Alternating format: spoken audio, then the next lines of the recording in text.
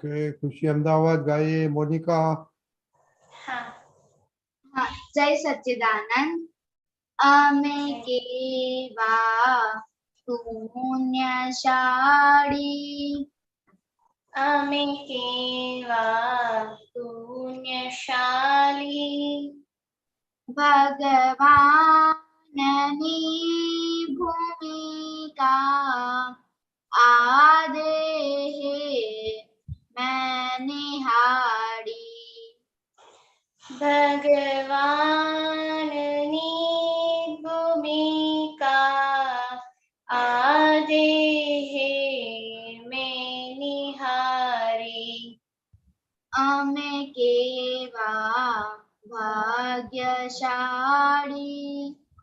अमे केवा भाग्यशाली, ज्ञानी पुरुष पासे मुक्तिनी चावी भाड़ी, ज्ञानी पुरुष पासे मुक्तिनी चावी पाड़ी, हमें केवा पुण्यशाली,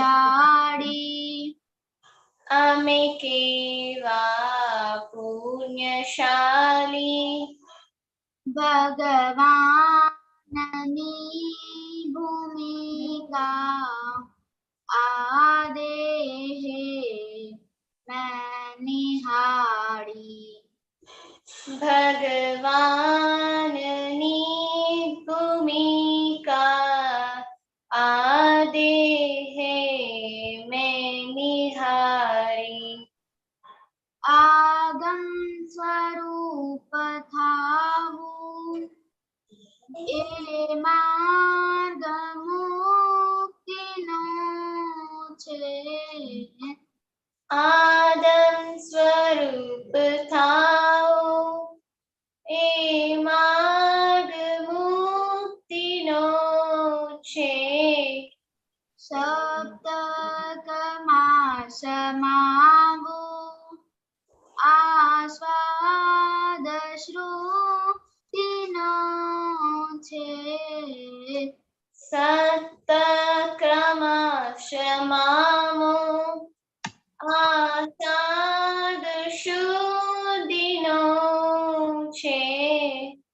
आस्वाद श्रुतिनो छे, आस्वाद शुद्धिनो छे, वांधाने वचकासौ, वांधाने वचकासौ, अज्ञान मान्यताओ एणे दीदी उड़ावी, अज्ञान मान्यताओ एणे दी उड़ावी, अमे केवा पुण्यशाली, अमे केवा पुण्यशाली, अमे केवा भाग्यशाली, अमे केवा भाग्यशाली। जय सच्चिदानंद। रिपीट जय सच्चिदानंद। खुशी हाँ पाछू गाओ। हाँ। अमे केवा पुण्यशाली, अमे केवा पुण्यशाली, भगवाननी भूमिका आदेहे मैं निहारी, भगवाननी भूमिका आदेहे मैं निहारी, अमे केवा भाग्यशाली, અમે કેવા ભાગ્યશાલી જ્ઞાની પુરુષ પાસે મુક્તિની ચાવી ભાળી જ્ઞાની પુરુષ પાસે મુક્તિની ચાવી પાડી અમે કેવા પુણ્યશાળી અમે કેવા પુણ્યશાળી ભગવાનની ભૂમિકા આ દેહે મેં નિહાળી ભગવાનની ભૂમિકા આ દેહે મેં નિહાળી હલો કેશવાનજી આગમ સ્વરૂપ તમે જોઈન થઈ શકો એમ એ માર્ગ મુક્તિનો છે આદમ સ્વરૂપ થાઓ એ માર્ગ મુક્તિનો છે શબ્દમાં સમાવું આસ્વાદ શ્રુતિનો છે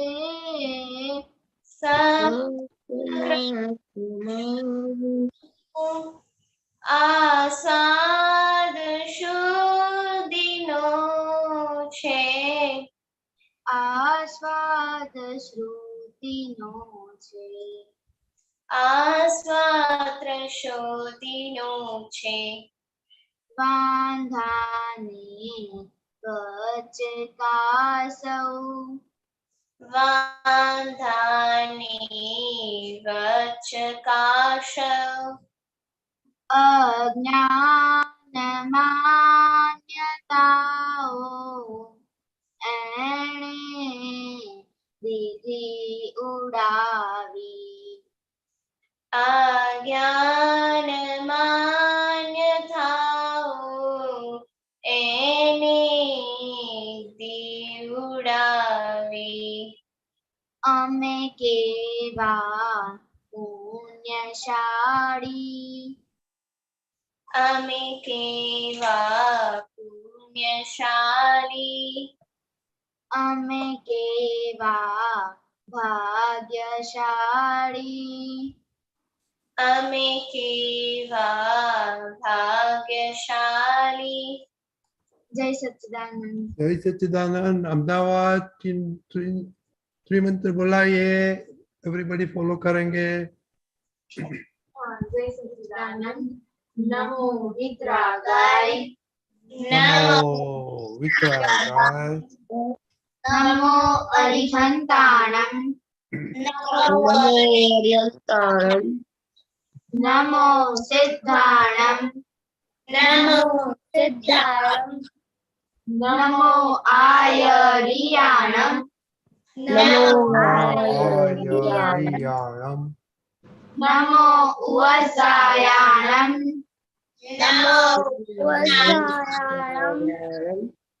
नमो लोये सौव साहुणं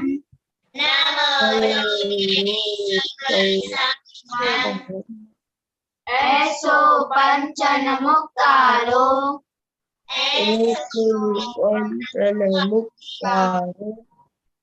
सौव पावपणाशणो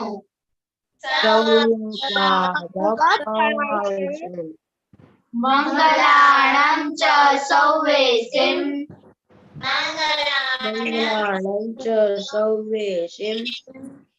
पर्वं हवै मंगलम्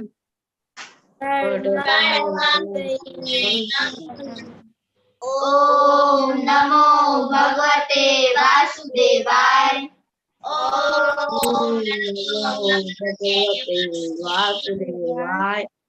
ओम नमः शिवाय जय सच्चिदानंद। जय सच्चिदानंद। पुणे पुणे हाँ, हे दादा भगवान, आप मुझे ऐसी शक्ति प्रदान करें कि मैं अपने हेल्थ को भी कॉम्प्रोमाइज ना करूं, ताकि मेरा शरीर रूपी साधन मेरे देह को यानी कि पढ़ाई में और सत्संग में हमेशा सहायक बने। मैं पढ़ाई में बिल्कुल चंचल रहूंगा, मैं बुरी सोबत और कुचन से हमेशा दूर रहूंगा, और कुछ भी हो मेरा सत्संग कभी ना छूटे, ऐसी परम कृपा करना। प्राप्त मन वचन काया का योग और अपनी आत्मा का उपयोग केवल परोपकार जीव माता के सेवा के लिए ही करूं, जो सबसे बड़ा मानव धर्म है। मैं हमेशा अपने स्वयं और अन्य सभी लोगों के जीवन व्यवहार में विश्वसनीय, नैतिक और शुद्ध बना रहूंगा, ताकि मैं बराबर दादा भगवान परम उत्कर्ष व्यक्तित्व का आदि बन पाऊं। मैं आगे हमेशा अपने माता पिता की बात सुनने का संकल्प लेता हूँ और कभी भी इनका से जवाब नहीं दूंगा, क्योंकि ऐसा मुझे शक्ति प्रदान करे। Very good. चिन्मय हाँ, जय सच्चिदानंद। हे दादा भगवान, मुझे पढ़ाई में समझने में जो बाधाएं अंतराय आते हैं, जो भी ऑब्स्ट्रक्शंस आते हैं, उन सभी को तोड़ने का मैं दृढ़ निश्चय करती हूँ। आप ऐसी कृपा करें कि जिससे मेरा दर्शन ऊपर का आवरण टूट जाए और मेरी पढ़ाई सही ढंग से हो, ऐसी शक्ति आप हमें दे। जय सच्चिदानंद। अव्यय जय सच्चिदानंद। हे दादा भगवान, हे दादा भगवान, हम हैं आपके बच्चे, हम हैं आपके बच्चे, दिल के हैं सच्चे, दिल के हैं सच्चे, फिर भी है कच्चे, फिर भी है कच्चे। काम करेंगे अच्छे अच्छे, काम करेंगे अच्छे अच्छे। Very good. जय सच्चिदानंद। होमवर्क किसको मालूम है? एडजस्ट और डिसएडजस्टमेंट गोल में किधर हुआ? ओके दर्शना, एडजस्ट और डिसएडजस्ट किधर हुआ? आज रिपोर्ट बनाते हुए खुशहाल ने मेरी पेंसिल छीन ली थी और मुझे छोटी दी थी, तो उसमें मैंने एडजस्ट नहीं किया और थोड़ा गुस्सा हो गई कि मुझे अपनी बड़ी वाली पेंसिल ही चाहिए। किस पे गुस्सा? कोई मम्मी पे? नहीं, खुशहाल पे बहुत गुस्सा हो गई। खुशहाल के साथ? टीना ओके खुशहाल आपको क्या रिपोर्ट है? हाँ, मैं आज जब दीदी बोल रही थी कि रिपोर्ट बना, तो मैंने कहा कि अभी थोड़ी देर बाद, अभी तो टाइम है, तो उस वक्त दीदी ने और कहा, तो मैंने कहा नहीं बाद में। और टीवी का क्या हुआ दर्शना? आज टीवी एक घंटा और 20 मिनट देख ली थी। जब मम्मी ने बंद बोलने का बोला ना, क्यों किया? वो भूल ही गए टाइम और देखते ही रहे।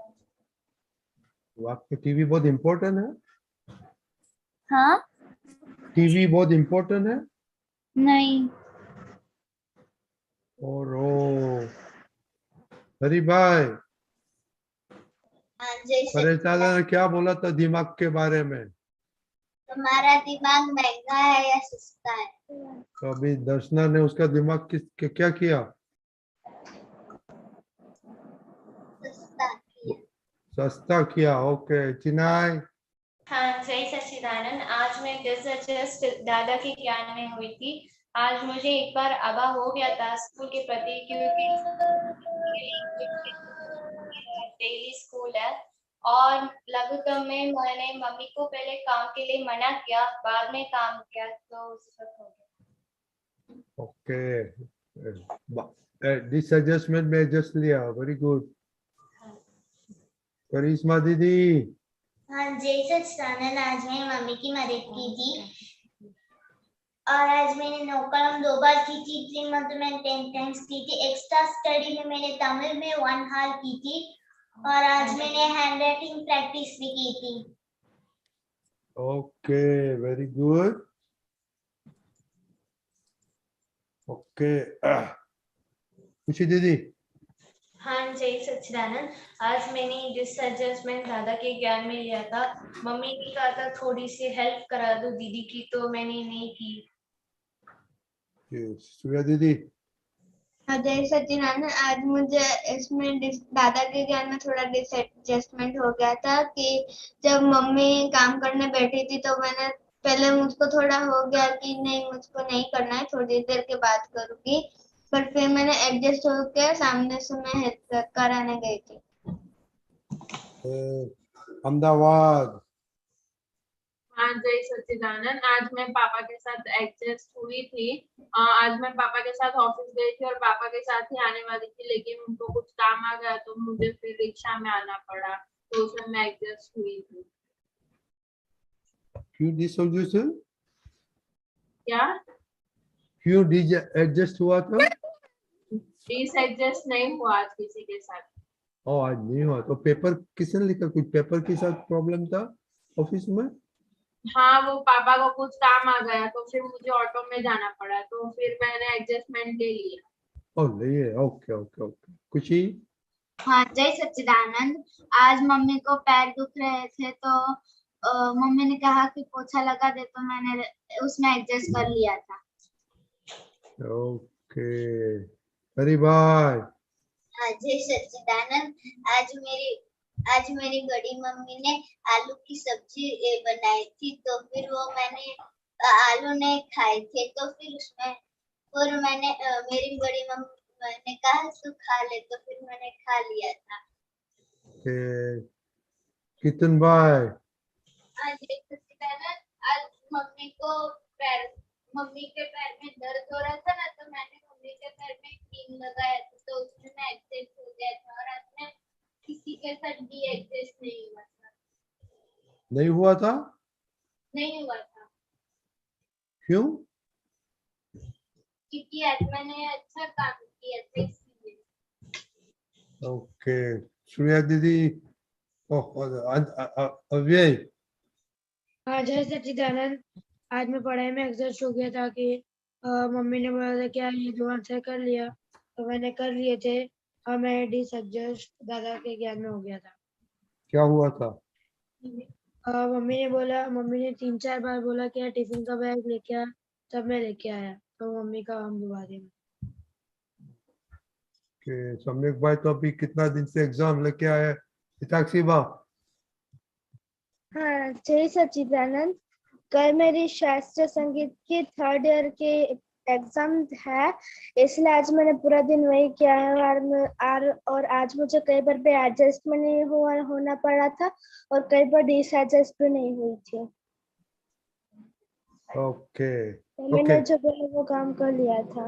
ओके। केशवानंद जी, निवेशा जी, आपने सुना? थोड़ी बातें करो बच्चों के साथ, बाद में पद सुनेंगे।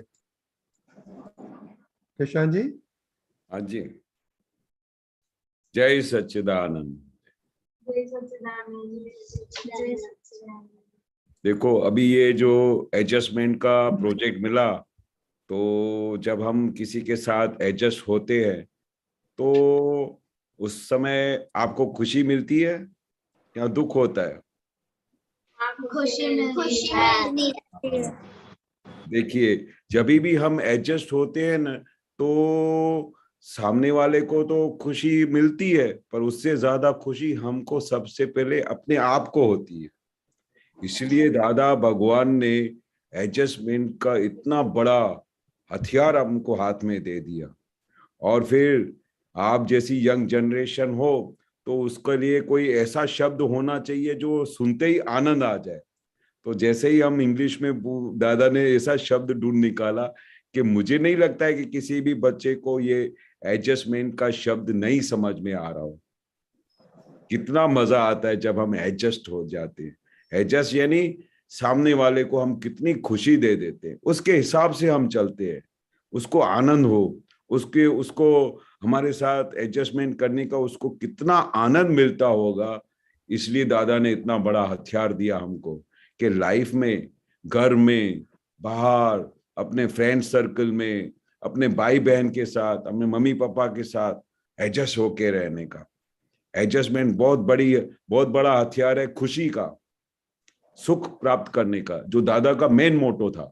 दादा का मेन ये हमेशा ये बोलते थे कि कैसे भी करके किसी भी हालत में हमारे अपने व्यवहार से सामने वाले को खुशी मिलनी चाहिए। उसको तकलीफ हो तो हमको एडजस्ट हो जाना चाहिए। उसको किसी चीज की जरूरत हो तो भले हमारे को उनसे ज्यादा जरूरत हो तो भी उनको पहले दे के हमको उनके साथ एडजस्ट होना चाहिए। कि मेन ध्येय क्या होता है कि भाई सामने वाले को खुशी दे, और जब सामने वाले को खुशी देते हैं तो हमको खुशी मिलती है कि नहीं मिलती है? हाँ मिलती है। हाँ, तो हमारा हर पल हर घड़ी यही ध्येय रहना चाहिए कि हम कैसे करके सबको खुशी दे। क्योंकि दादा ने पूरा लाइफ, दादा भगवान के पास 60,000 महात्मा थे, और हमारे पास है 60,000 महात्मा? हमारे पास है रिलेशन में 60,000 जो हमारे आसपास घूमते हो या हमको एडजस्ट करना पड़ता हो? तो दादा भगवान के पास कैसी शक्ति थी कि वो 60,000 महात्माओं के साथ हर घड़ी हर पल हर संजोग में एडजस्ट होते थे। तो उनको सबको खुशी मिलती थी, उस खुशी की दादा भगवान को खुशी मिलती थी कि क्योंकि दादा हर घड़ी हर पल सबके साथ एडजस्ट होके रहते थे। वो अपने बारे में कभी नहीं सोचते थे कि मुझे कितनी तकलीफ हो रही है या मुझे कितना मैं थक गया हूं, या वो दूसरे लोग थक गए हो तो उनको लिए वो सत्संग बंद करते थे। नहीं तो रात को 11-11 बजे तक भी बैठते थे हम सब आप तो पुत्रों के साथ। वो कभी नहीं बोलते थे कि अभी जाओ सो जाओ। जब देखते थे कोई ऐसा झोंका मार रहा है तो अभी बोलते थे अभी जाओ जाओ जाओ, पर खुद जागते रहते थे, खुद एडजस्ट होते रहते ताकि सबको खुशी दे सके। तो अगर आपको ये हथियार हाथ में मिल गया तो पूरी जिंदगी आपके जीवन में सुख ही सुख आएगा, खुशी खुशी आएगी। ये एडजस्टमेंट का दादा ने बहुत बड़ी चीज हम सबको हाथ में दे दी है, जिसकी वजह से हमको आज कितने सारे डिफिकल्ट संजोगों में भी हम जब एडजस्ट होते हैं तो सामने वाले का खुशी देख के हमको उससे डबल खुशी हमको मिल जाती है। सही है? हाँ। ओके, तो अभी 2 क्वेश्चन है। दो क्वेश्चन पिताक्षी बा। हाँ जी सच्चिदानंद, मेरा जय। क्वेश्चन नहीं था, पर मुझे आप सभी महात्मा और आपके पुत्र से आशीर्वाद मांगने थे कि कल मेरे शास्त्रीय संगीत की 3rd ईयर की एग्जाम है, तो मैं अच्छे से गा पाऊँ और जो मुझे सवाल पूछे उसके मैं सच जवाब दे पाऊँ और 100% मार्क आए मुझे। दादा की खूब आशीर्वाद आपके ऊपर है, और दादा भगवान को अपने साथ लेके जाने का हमको दादा भगवान सिखाते थे कि जब भी कहाँ भी एग्जाम देने जाओ तो बोलने का दादा भगवान आप हमारे साथ आओ, आप हमारे अंदर विराजमान हो जाओ और आप ही परीक्षा में मुझे हेल्प करना, इतना प्रेयर करके जरूर जाने का। और दादा भगवान सिमंदर स्वामी सभी शासन देवी देवताओं को प्रार्थना करके जाने का कि मेरे साथ आप हाजिर रहना, और मेरा ध्येय है कि मैं इस संजोग में आगे पास हो जाऊं और मैं आगे प्रगति करूं, और प्रगति करके मैं एक ऐसा इंसान बनूं ताकि मैं सबको सुख दे सकूं, सबको खुशी दे सकूं। ऐसा प्रार्थना करके जाना, हम आपके लिए जरूर प्रार्थना करेंगे। आपने अच्छी तरह से पढ़ाई की है? हाँ की है मैंने। फुल मैंने एफर्ट 5 बार के पोलम पोल किया है? बरोबर किया है, पोलम पोल नहीं की ओके, मैंने। तो बरोबर करेगा तो दादा आपको हेल्प पापा और करेगा। मम्मी ने दोनों ने मुझे सब कुछ पूछ लिया है। ओके, चलो वेरी बहुत गुड। मैं अच्छा, 2 दिन से नहीं कर रही हूँ। ओके, ऑल द बहुत बेस्ट। अच्छा, बहुत अच्छा। सब महात्मा की तरफ से ऑल द बेस्ट। ओके, जय all the best, Sachchidanand. All the best. Okay, Chinhay. हाँ जय सच्चिदानंद। मेरा ये क्वेश्चन था कि जब भी मम्मी कोई काम देती है तो मैं पहले मना करती हूँ, बाद में एडजस्ट लेकर काम करती हूँ। तो आप अभी ने कहा जब हम एडजस्ट करते हैं तो हमें पहले खुशी मिलती है, बट मुझे अंदर से सब दुख लगता है कि मैं क्यों कर रही हूँ, वो अंदर रहता है, वो क्यों है? मतलब आप एडजस्ट करते हो तो आपको क्या लगता है? दुख होता है कि मैं क्यों ऐसा कर रही हूँ, नेगेटिव आने लग जाते हैं बाद में। एडजस्ट करने से नेगेटिव आता है?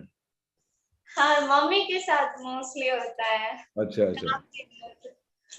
वो तो क्या है, मम्मी के साथ भले ऐसा होता है, पर मन में अंदर आपसे बात करने का कि भाई अगर एडजस्टमेंट करने से दादा ने इतना बड़ा हथियार दिया है तो मम्मी को कितनी खुशी मिलेगी अगर आप एडजस्ट करोगे।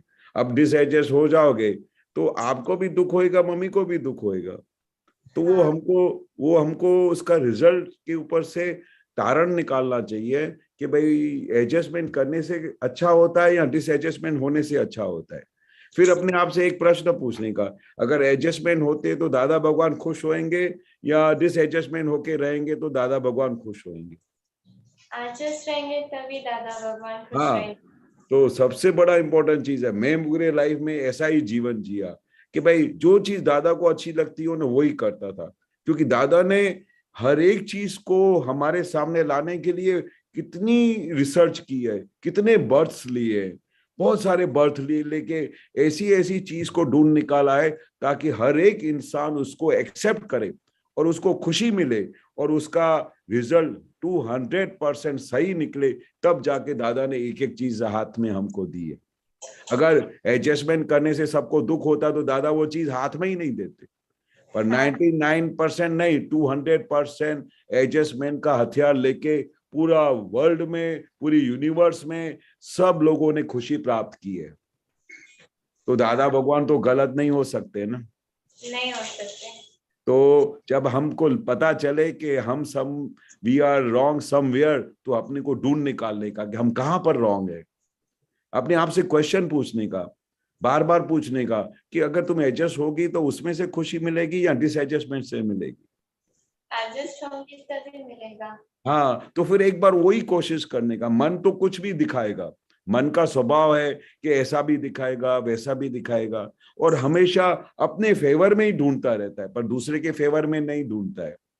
मन को क्या लगता है कि मैं कैसे कंफर्ट जोन में आ जाऊं, कैसे मैं कंफर्ट रहूं, कैसे मुझे खुशी मिले।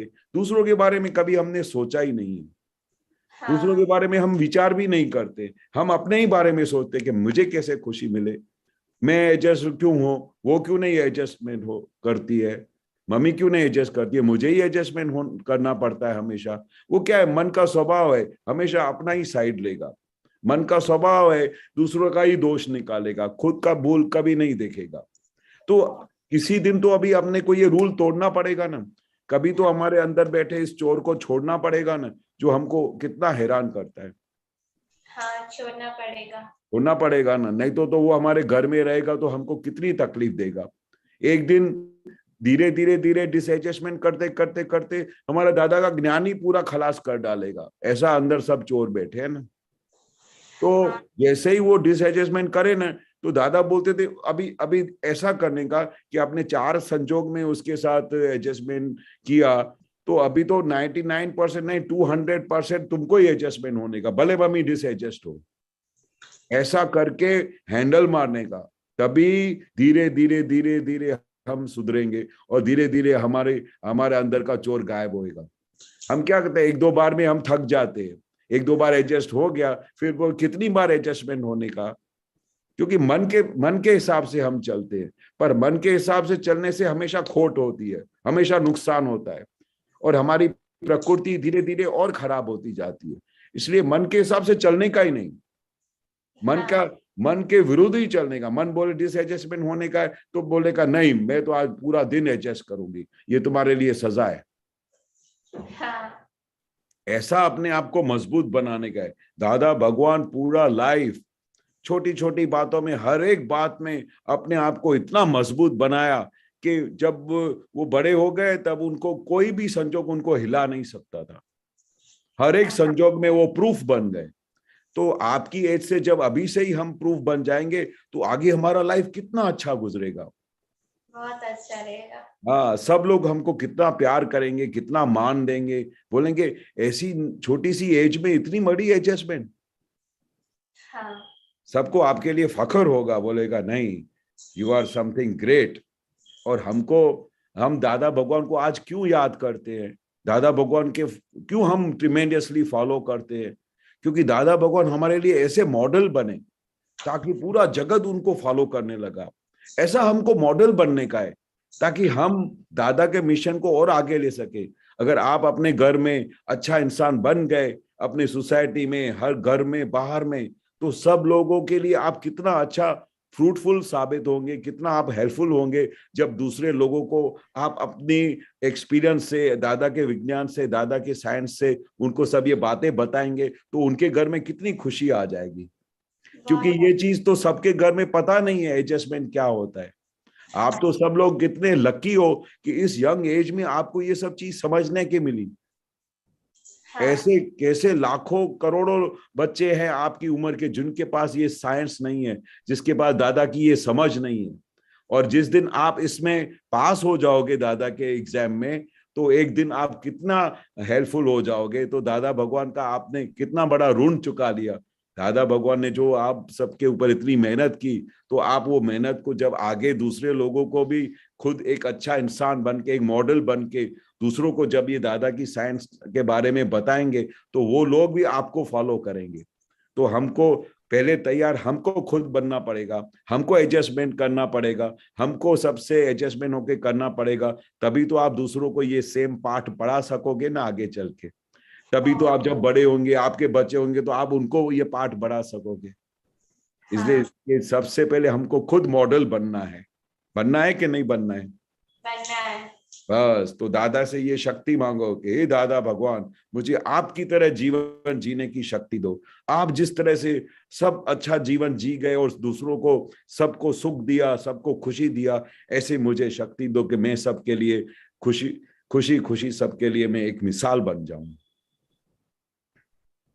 सही है? हाँ ठीक है। सही है। हाँ सही है। ओके, तो देखो बच्चे लोग, अब कितना दिन से हम सत्संग में आते हैं ना, तो अभी एक कल का होमवर्क, एक आप प्रेयर बनाओ कि जो जो चीज के लिए आपको दादा के पास शक्ति मांगने का है। ओके, सबका इंडिविजुअल होगा, तो वो होमवर्क कल वही पोस्ट करने का है। ओके, तो ये सब अच्छी तरह से लिखना, गुड राइटिंग में लिखना।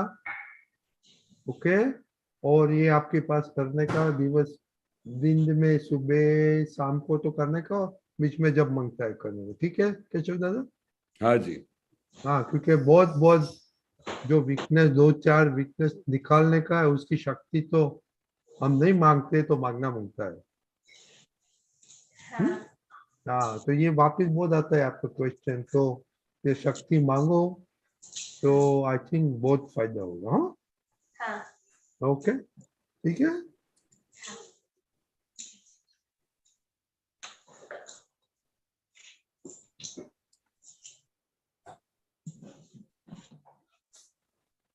ओके, जय सच्चिदानंद। अभी हम पद सुनेंगे। आज तो स्पेशल गेस्ट है, आरती मासी आई है, तो क्या गाएंगे? देखो आरती मासी। जय सच्चिदानंद।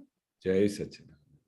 कोण जाणे केम अहीं मोक्ष वरताय छे, दादाजीना चरणे सौनो बेड़ो पार थाय छे।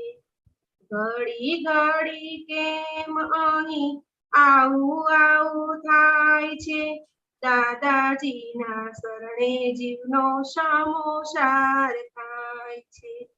ખબર નહીં કે જીવન મહામૂલું થાશે, જ્ઞાનીનો ભેટો અચાનક થાશે।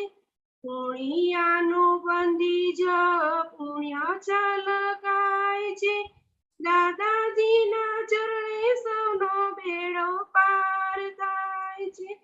છૂક છૂક ગાડી જેવી શ્રમિકની ટ્રેનમાંથી ઉતારો ને સ્પીડ વાળા વિમાને બેસાડી, સુપર ઉપર દાદાજીના અક્રમે ઉડાય છે, દાદાજીના શરણે જીવનો સમોસાર થાય છે।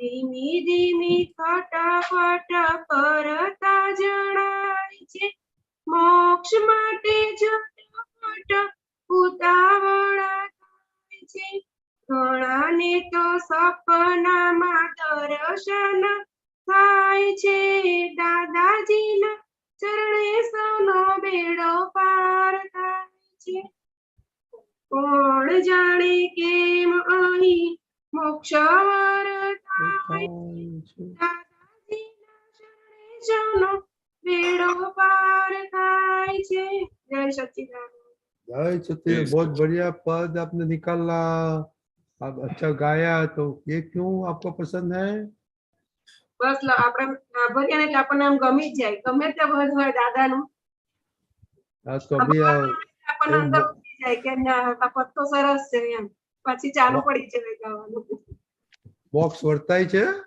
હા વર્તાય ને કેમ ના હોય વિધિ આટલી તમને હેરાન કરે છે તો પણ ના નહીં કરતા સત્સંગમાં આવ્યા પછી તો બહુ ફેરફાર થઈ ગયો બંને દીકરીઓનો ओ એવું છે ओके वेरी गुड तो केशव दादा ये बातें करो आज की मासी के साथ ये पद तो बहुत बढ़िया है बहुत बढ़िया पद है बहुत बढ़िया पद है तो कविराज ने इतनी इतनी हर एक पद में इतनी भक्ति बनाई है इतनी भक्ति रखी है कि उसका वर्णन हो सकता नहीं है पर वो लिखा है ना कौन जाने यानी हमको पता भी नहीं चलता है कि क्यों ऐसा हो रहा है मतलब कितनी अजायबी हुई है कितना बड़ा सरप्राइज हुआ है कि दादाजी को सिर्फ मिलते ही दादाजी का दर्शन करते ही मोक्ष अनुभव होता है ऐसे दादा भगवान के दर्शन है ऐसे दादा भगवान हमको मिले हैं जिनको देखते ही हमको अभी तो दादा ने कुछ खाली हम दादा के पास जाके ऐसा बैठते थे ना तो कविराज ने सही लिखा है एकदम 100% सही लिखा है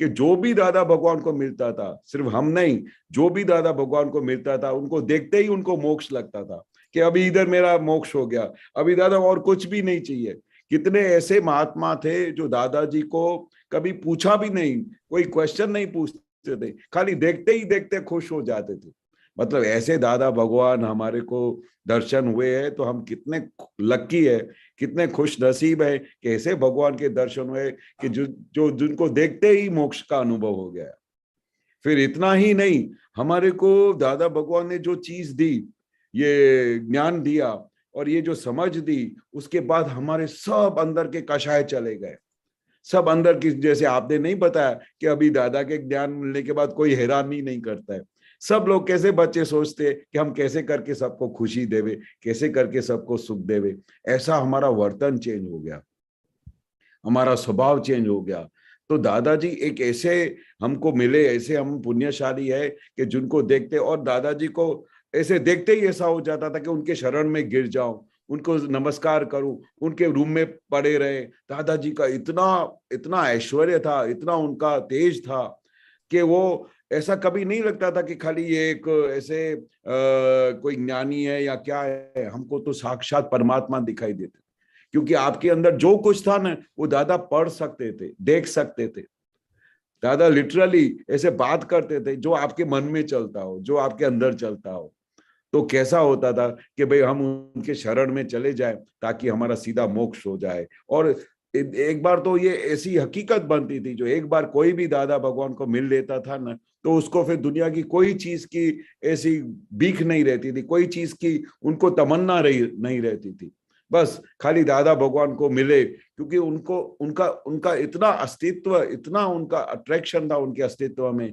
इतना उनका शीलवानपना था इतना उनके अंदर इतना बड़ा तेज था कि देखते ही हम उधर दादा को ऐसे हो जाते थे कि बस अभी दुनिया की कोई चीज नहीं चाहिए बस दादाजी का साथ चाहिए दादाजी का निधि ध्यासन चाहिए तो ये कौन जाने ऐसा लगता है क्यों ऐसा फील होता है हमको खुद को प्रश्न होता था पर बार बार यही होता है कि बस हमारा यहाँ पर समाप्ति हो गई दादा भगवान मिल गए हमको मोक्ष प्राप्त हो गया और फिर एक बहुत बड़ी चीज पद में लिखी है कि भाई दुनिया के सब धर्मों में दुनिया के हर एक बात में हर एक जगह पे परिश्रम है मेहनत है बहुत बड़ा तपस्या करनी पड़ती है बहुत बड़े तप करने पड़ते हैं और गाड़ी में जाना पड़ता है पर दादाजी के दादाजी के जिसको भी जॉब मिल गए तो दादा ने क्या किया, सबको विमान में बिठा दिया, सीधा मोक्ष में विमान में बैठ के चले जाओ। और कोई आदमी चलते चलते जाए तो कैसी उसकी हालत हो, मोक्ष तो कितना दूर है। पर दादा ने क्या बोला, मैंने आपको ऐसी लिफ्ट में बिठा दिया कि आपको चलने की जरूरत ही नहीं पड़ेगी। और फिर ऐसे दादा भगवान जो सपने में आते, जो हमारे साथ बात करते, खाली आपको क्या है इतनी देर है, दादा क्या बोलते थे कि आपको सिर्फ मुझे याद करना है, खाली याद ही करना है तो मैं हाजिर हो जाऊंगा। ऐसे दादा भगवान है, आप खाली याद करो और मैं आपका हाजिरा हजूर हो जाऊंगा। तो ऐसे हमारे दादा भगवान मिले हैं जो हमारे हर एक प्रकार का काम करके देते हैं, क्योंकि अगर आपका निश्चय है ना कि आपको मोक्ष में जाना है तो हर एक प्रकार से दादा हेल्पफुल होके हाजिर हो जाते हैं। तो हम सब बहुत पुण्यशाली है, इसलिए दादा भगवान बार बार बोलते थे कि आपको पता नहीं है कि आप कितने पुण्यशाली हो।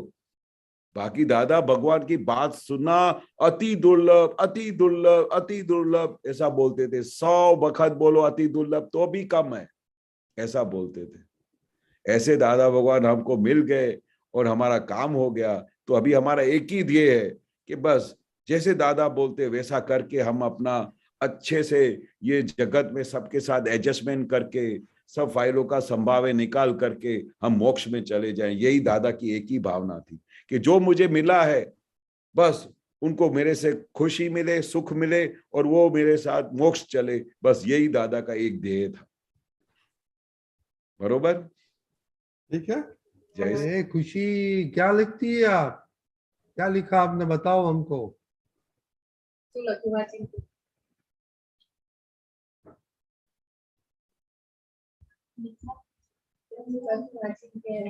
नोट्स लिख रही थी। पास में आके बोलो। नोट्स लिख रही थी। हाँ तो बोलो क्या लिखा।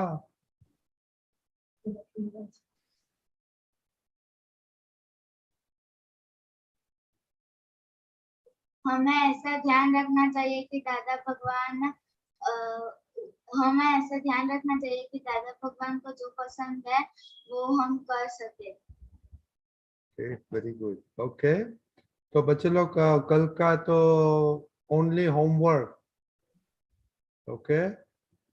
कि अभी आपको एवरीडे एक प्रेयर बनाने का है जो शक्ति मांगने का है, तो एवरीडे बाद में वो बोलने का है 2-3 दफा, ओके। जय सच्चिदानंद।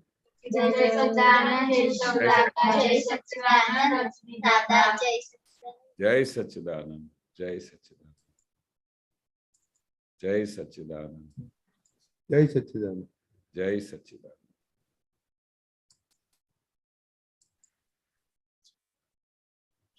ओके कश्यप भाई।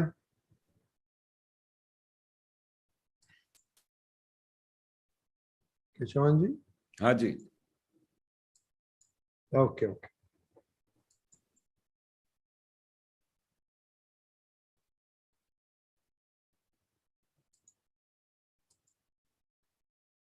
कश्यप भाई।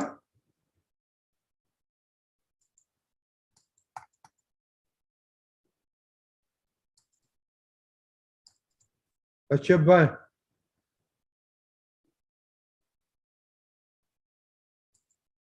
ओके कश्यप भाई। जय सच्चिदानंद। अच्छा ओके, हाँ बोलो। हाँ जी, मुझे ये पूछना है, ये त्रिमंत्र में ये हम जो बोलते हैं जब सब नमस्कार करते हैं उसके बाद उनका जो हम ये जो इफेक्ट है, बेनिफिट है, वो क्यों हम बोलते हैं हम हर बार ये चर्चा। कौन सा बेनिफिट? कि सब पावक नाशन हो और सब मंगल में मंगल है, वो बेनिफिट बोलने में हमको इसमें क्यों बोला जाता है मंत्र में, ये जानना है। हाँ, अगर किसी भी चीज को बोलो बिना मीनिंग समझे या बिना उसका रिजल्ट क्या आता है, तो जैसे आसमान में एक तीर फेंको तो बिना एम के गाड़ी चली जाए, कुछ लगे नहीं, बरोबर ना। हमको तीर लगाने के लिए तीर्थंकर भगवान ने ये मंत्र दिया है कि भाई ये मंत्र बोलने से क्या होता है, ये दादा ने बताया ना कि ये सर्व विघ्न निवारक मंत्र है, हर एक प्रकार के विघ्न दूर कर देता है, सबसे श्रेष्ठ में श्रेष्ठ ये मंत्र है, फिर सब पापों को भस्मीभूत करता है। तो ये जब इसकी डेप्थ की मीनिंग पता चलेगी तो आप मीनिंग को समझ के मंत्र बोलोगे तो आपको बहुत फायदा कारक होएगा। फिर खाली ऐसा एक मंत्र बोल जाओ, उसमें उसका मीनिंग नहीं समझ में आए या क्या उसका अंदर डेप्थ है, तो वो काम नहीं करेगा। कोई भी काम करो उसकी मीनिंग समझ के करो, या उसका रिजल्ट क्या आएगा, उसका फल क्या आएगा, तो वो मंत्र बोलने में आपको खुशी मिलेगी कि भाई ये ऐसा रिजल्ट देगा। तो दादा भगवान जब ये मंत्र बोलने के लिए बोलते थे तो ये कभी कभी तो किसके घर में इतने विघ्न आ जाते थे तो दादा बोलते थे कि इसको कंटिन्यूअस 1 महीने तक बोलना, 3 महीने तक बोलना, कभी कभी तो बोलते थे कि हर हफ्ते में 1 बार बोलना। तो सब महात्माओं को जिनके भी बहुत ऐसे विघ्न आ गए थे तो उनके सब विघ्न दूर हो जाते थे। तभी दादा ने बोला कि ये विघ्न निवारक मंत्र है, कोई भी विघ्न आए। बाकी इस मंत्र के अंदर सबसे पहले श्रेष्ठ पंच परमेष्ठी भगवंतों को नमस्कार है, जैसे अरियंताणम सिमंदर स्वामी को नमस्कार है, जो 24 तीर्थंकर हो गए सिद्ध उनको नमस्कार है, आचार्य भगवंत को नमस्कार करते हैं। तो सबसे श्रेष्ठ भगवंतों को जब नमस्कार करते हैं, उपाध्याय भगवंतों, साधुओं को जिन्होंने आत्मा प्राप्त किया, इन सबको जब नमस्कार करते हैं तो उनकी नमस्कार करने से ये सब विघ्न दूर हो जाते हैं। और इसमें मंगलानम में सब मंगल में मंगल है, ये थोड़ा समझाइए इसके ऊपर। हाँ, मंगलानम च सवेसी मतलब मंगल में मंगल ये मंत्र है बोलने का है, क्योंकि इस मंत्र को त्रिमंत्र को साथ में बोलने से इसका बहुत फल आता है। हर एक प्रकार का मंगल में मंगल शुरू करने के लिए ये मंत्र बोला जाते हैं। मंगल किसको बोला जाता है? मंगल यानी उसका अच्छा हो। जैसे कोई घर में पूजा करवाते हैं, गणपति की पूजा, दूसरी पूजा क्यों करवाते हैं कि घर में मंगल हो, सुख शांति हो, सब उसका अच्छा हो, उसके लिए मंगलमय मंत्र बोलते हैं उसको। मतलब दूसरों का भला कल्याण हो, मतलब कल्याण हो, कल्याण हो। अच्छा, हाँ। ठीक है। एक पोस्टर में पूछ सकता हूँ उसका मीनिंग? हाँ बोलो। केवल ज्ञान था एक मिनट जस्ट पोस्ट करो। अच्छा, शेयर करूं? एक मिनट। हाँ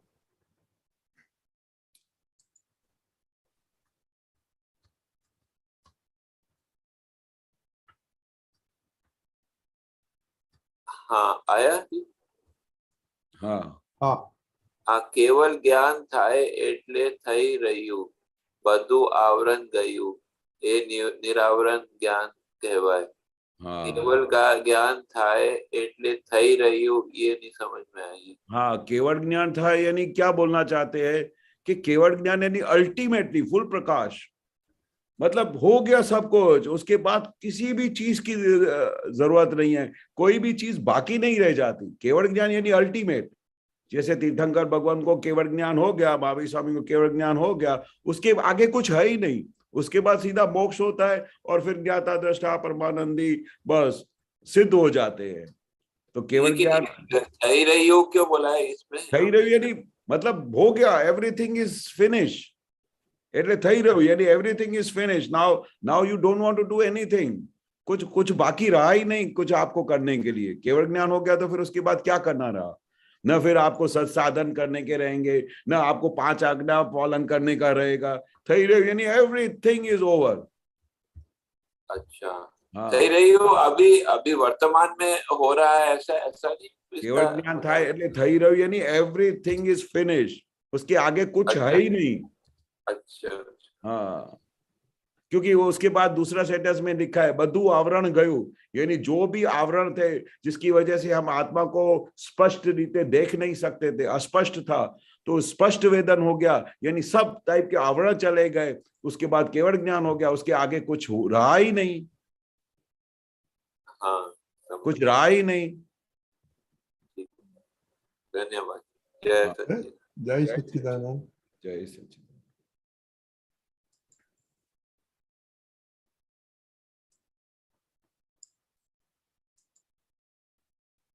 गीता बहन। हाँ जी। हाँ जी, जय सच्चिदानंद। रजनीकांत अंकल ઓકે साहेब, એક મિનિટ ગીતાબેન ને ક્વેશ્ચન પછી કોઈ ક્વેશ્ચન ના હોય તો ત્રણેય આપતો હવે 3 આપતો પુત્ર છે તેમની સાથે આપણે ક્વિઝ કરીશું. સારું, हाँ जी। હા બોલો. અમ, કેશવાનંદજી સાહેબ, જય સચ્ચિદાનંદ जय सच्चिदानंद। સાહેબ। દાદા ભગવાન કે છે કે મને પકડ્યા પછી જગતની કોઈ પણ શક્તિ તમારું નામ લઈ શકે તેમ નથી, કારણ હું રેફરન્સ બુક નંબર 45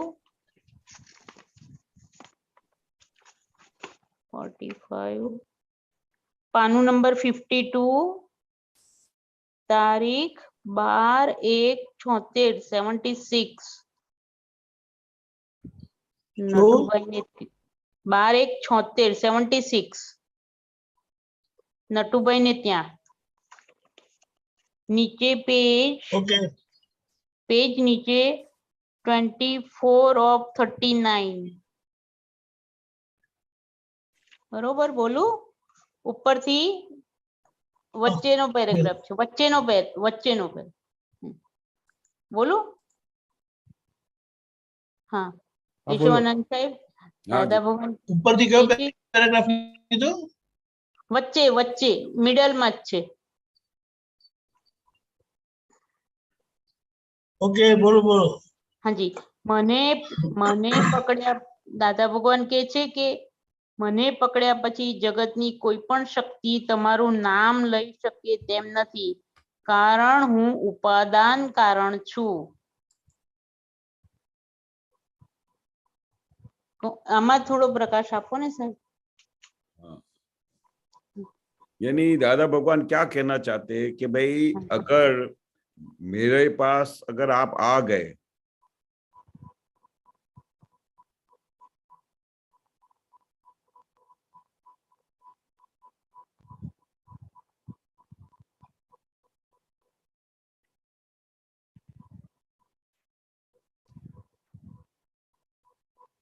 हाँ, મને પકડ્યા પછી જગતની કોઈ પણ શક્તિ તમારું નામ લઈ શકે તેમ નથી।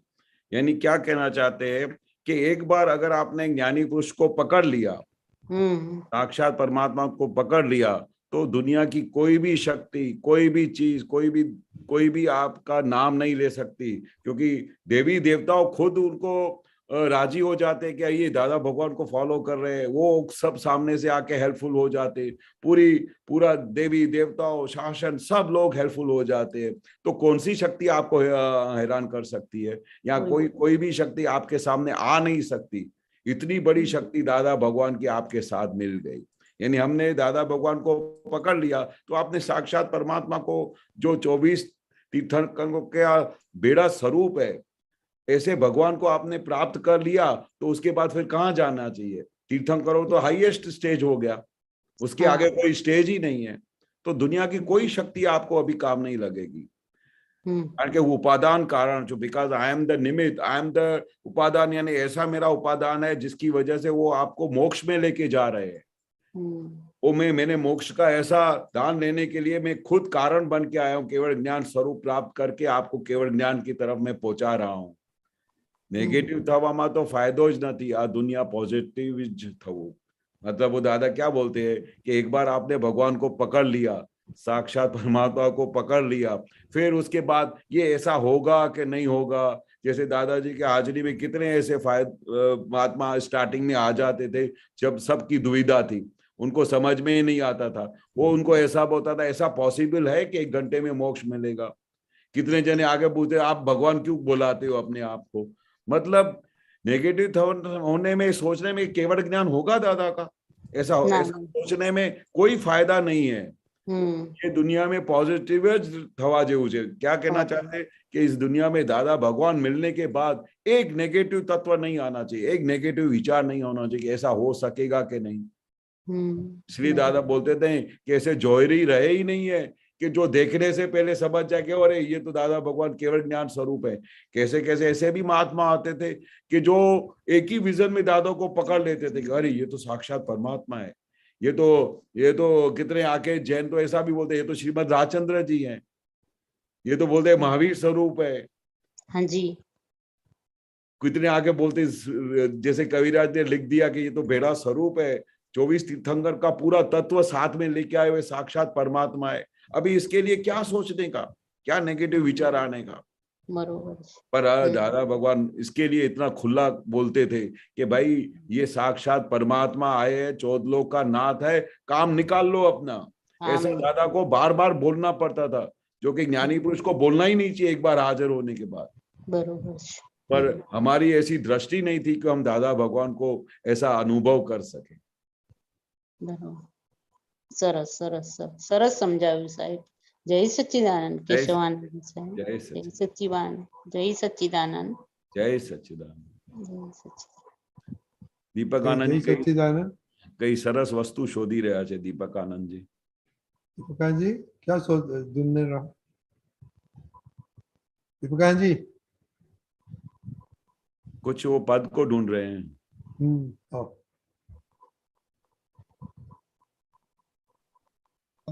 देह धरीने आव्या साक्षात आ परमात्मा विरल नेह निहारी नाचा धरती ने आसमा।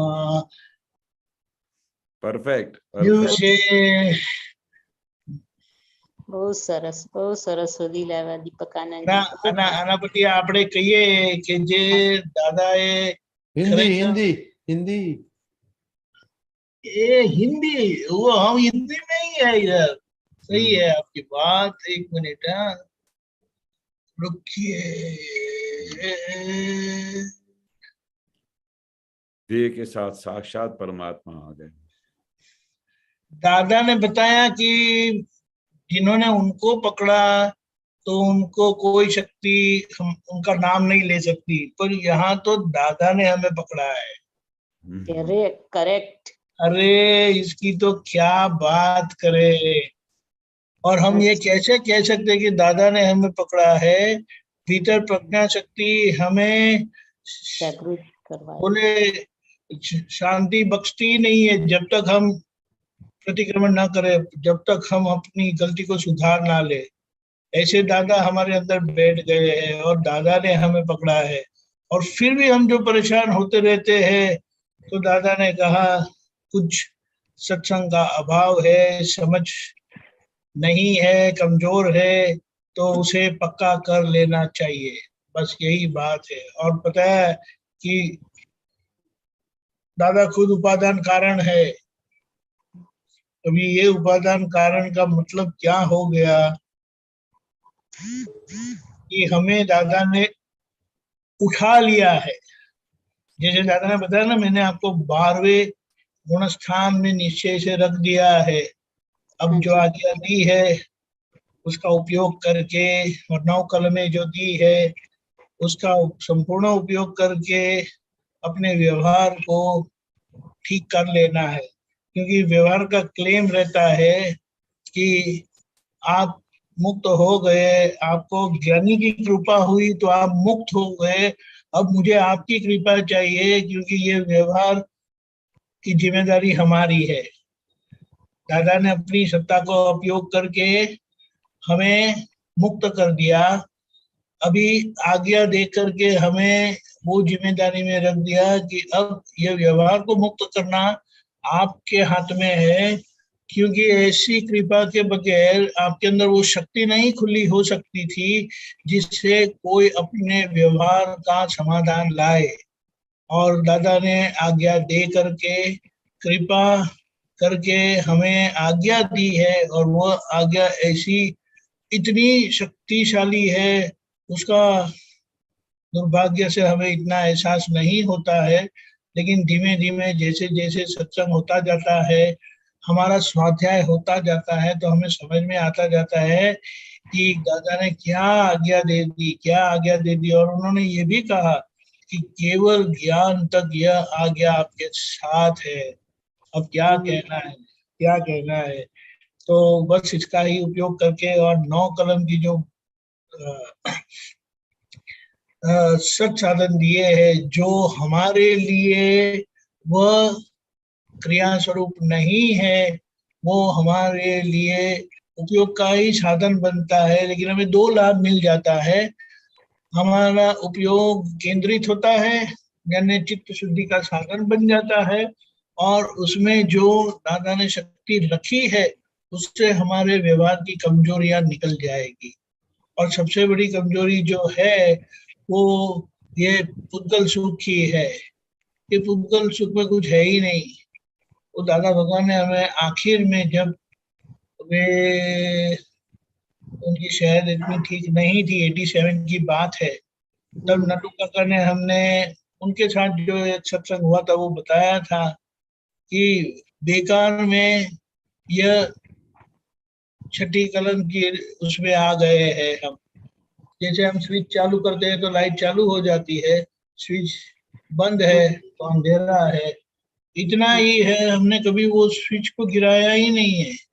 हाँ तो जी, बोले बस जाके स्विच गिरा दो, इतना ही पुरुषार्थ करना है हाँ कि जी, क्या इसमें सुख नहीं है। हम उसी को घूट घूट कर पीते रहे, लोगों के संपर्क में आते हुए, लोगों के परिचय में आते हुए, लोगों की असरों में। अभी ज्ञानी का इतना सानिध्य हमें मिला है, तो यही एक स्क्रू टाइट करना है, जो बार बार लूज हो जाता है उसे ही टाइट करना है। और क्योंकि इसकी जरूरत नहीं है। सच्ची अगर बात है। बोले ना कि जिलेबी के बाद चाय फीकी लगती है, ऐसा हाँ। है। हमें मोक्ष सुख हथेली में दे दिया है। अभी जो है वो बेकार में हमारे सर पर बैठे बैठे परेशान करता है। तो ये बात है कि छठी करण की खूब हृदय से आराधना करने से क्या होगा, तो हमारा उपयोग यानी चित्त शुद्धि का वो कारण बन जाता है। और उसमें दादा भगवान ने कहा कि ये समय की जो कमजोरियां है उसकी जबरदस्त दवाई उन्होंने अंदर डाली है, तो उस दवाई से हमारा ये रोग भी निकल जाएगा। और प्योरिटी की ऐसी एक भूमिका हमारी बनेगी जिस प्योरिटी से जगत का कल्याण होगा, उसके पहले हमारा कल्याण होगा। क्योंकि हमें शुद्धात्मा का स्वाद आएगा तो हमारी प्रकृति ऐसी निर्मल हो जाएगी, इतनी स्वस्थ हो जाएगी कि हम जहाँ जाएंगे तो वहाँ दादा ही महकेंगे। अभी कुछ न कुछ किसी न किसी प्रकार से हमारी कमजोरी महकती है, परेशान करती है खुद को और लोगों को भी परेशान करती है। तो ये बात है। जय सच्चिदानंद। जय जय सच्चिदानंद। जय सच्चिदानंद बहुत गीता बहुत बहन। सुंदर, बहुत सुंदर। जय जय सच्चिदानंद। सच्चिदानंद। ओके, एक જ મિનિટ. નવીનાનંદ जी किधर गए हैं?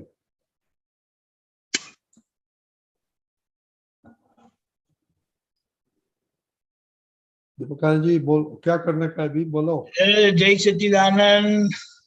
हम तो कहेंगे कि अभी आप तो पुत्रों के पास तो इतना इतना सारे अनुभव के पहलू है, क्योंकि कहीं ना कहीं दादा ने किसी न किसी प्रकार से पुरुषार्थ करवाया है।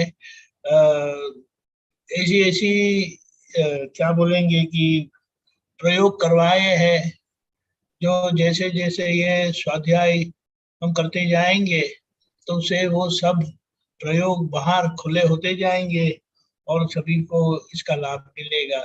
तो मैं तो नवीनानंद जी और केशवानंद जी से कहूंगा कि वो अपना खजाना खोले, क्योंकि दोनों दादा भगवान की सेवा में अत्यंत निकटता से रहे, तो हमें उनका लाभ ले। और इस बीच कीर्ति बहन का एक प्रश्न आया है, तो केशवानंद जी।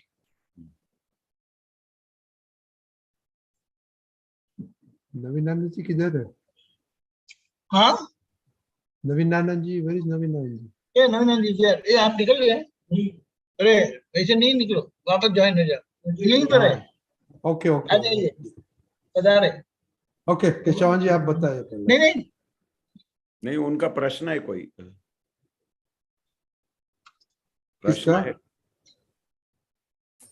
कीर्ति बहन अमीन का प्रश्न है। ओ, हाँ, जय जय ठीक है, सच्चिदानंद। हमको तो दीपकानंद ये जी। आप तो पूछा का सुनने का था। चलो कीर्ति बहन नहीं नहीं, आफ्टर दैट प्रश्न आया है तो ये हैंडल हाँ करेंगे। पहले प्रश्न पूछ। बोलो कीर्ति बहन। हाँ, जय सच्चिदानंद।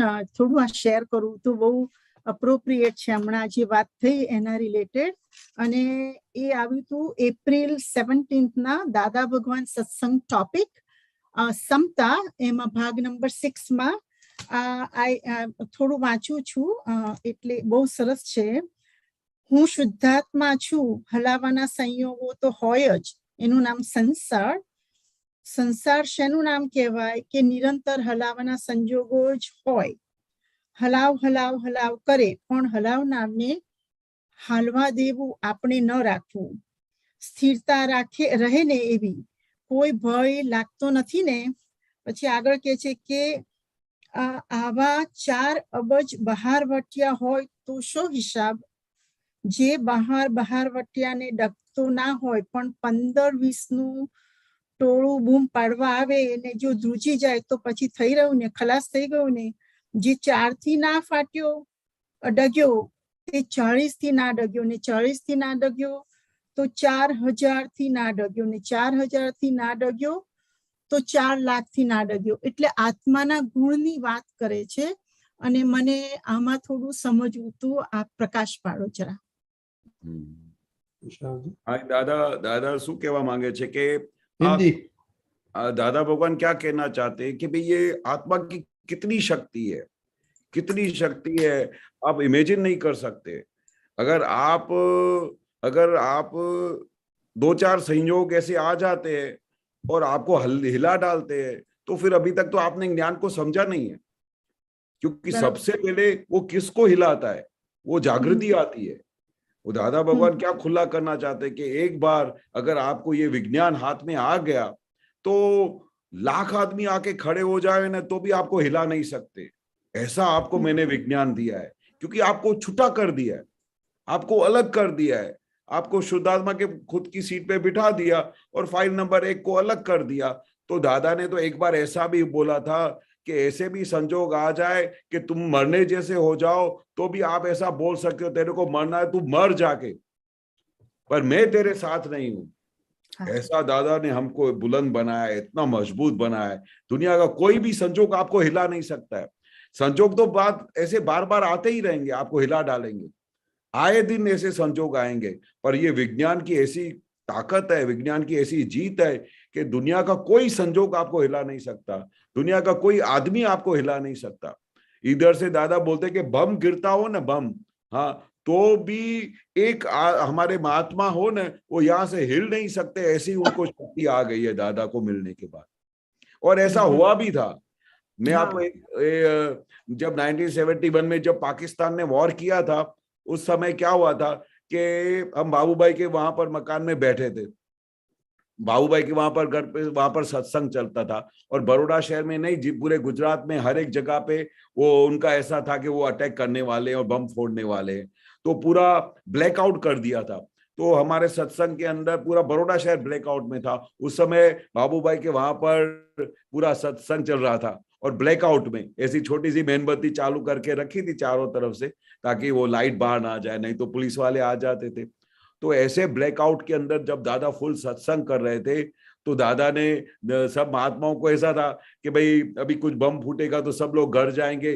बोले पूरा सत्संग पूरा चल रहा था, एक महात्मा वहां से हिला नहीं. ऊपर सब आवाजें आ रही थी. तो बोले कि ये महात्मा कैसे है कि वो ऊपर से बम फूटे ना तो भी इधर से 1 सेकंड के लिए कोई हिले नहीं. क्यों? क्योंकि वो अंदर स्व की गुफा में चले जाएंगे. बाहर बम फूटे ना तो स्व की गुफा में चले जाएंगे. ऐसा मैंने आपको विज्ञान दिया है. तो बाहर से बम फूटे, बाहर से कोई मारने को आए, कोई अटैक करने को आए, तो कोई भी एक भी संजोग आपको हिला नहीं सकता है. वैसा हमने दादा भगवान बोलते आपको ज्ञान दिया है. हाँ, बहुत सरस કહ્યું. એમાં કહ્યું ને કે તમે 4 થી ડરો તો એનાથી 4 times થઈ જાય. મલ્ટીપ્લિકેશન એ બહુ, એટલે મને એ બહુ અદ્ભુત બહુ થઈ જાય છે. એ તો દાદાની બહુ મોટી સાયન્સ છે કે તમે બંને સંજોગમાં, दोनों संजोग में बोलते थे कि अगर कोई बाहर से ऐसा कोई आपसे लड़ने को आया और उस समय आपका फाइल तरीके आपको नहीं दिखाई दिया और उस समय आप फेल हो गए, पर फिर दूसरी बार ऐसा संजोग आया कि जो फाइल आया आपके सामने और उस समय आपको पूरी क्षमता रही, उसके अंदर आपको शुद्धात्मा दिखाई दिया, कितना भी डिफिकल्ट संयोग था तो वो उस समय आपको क्षमता रही, उसके अंदर शुद्धात्मा दिखाई दिया, तो जो एक बार वो आपकी शक्ति डेवलप हुई वो मल्टीप्लाई बाय 4 टाइम्स होगी। 4 times. तो Yeah. 4 टाइम्स ऐसे संजोग आएंगे जो आपको कभी हिला नहीं सकेंगे। और हाँ। ऐसे दादा बताते हैं कि 4 बार आपने समता में रहे, ज्ञान में रहे, फाइल का संभाव्य निकाल गया, बहुत। तो ऐसे 16 संजोग आएंगे, ऐसी शक्ति आपको आएगी। इसलिए हाँ। दादा ने बताया ना कि 16 टाइम्स आपकी शक्ति डेवलप हो जाएगी। खाली बराबर। आपको स्टार्ट करना है, आपको शुरुआत करना है।